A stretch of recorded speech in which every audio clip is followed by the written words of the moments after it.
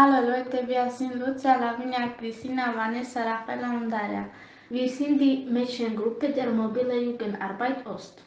Wir möchten euch erklären, warum wir in die Nordsee fahren möchten. Wir möchten uns mit Robben beschäftigen. Wir haben noch nie Robben in freier Wildbahn gesehen. Wir möchten Neues lernen.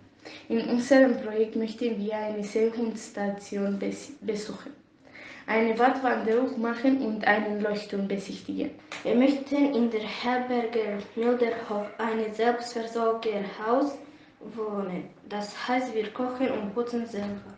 Die mobile Jugendarbeit Ost begleitet uns und fährt uns mit ihrem Bus an die Nordsee.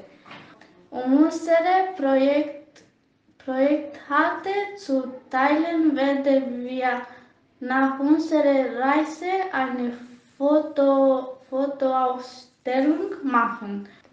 Für die Umsetzung unseres Projekts beantragen wir 2.650 € bei Mein Ding.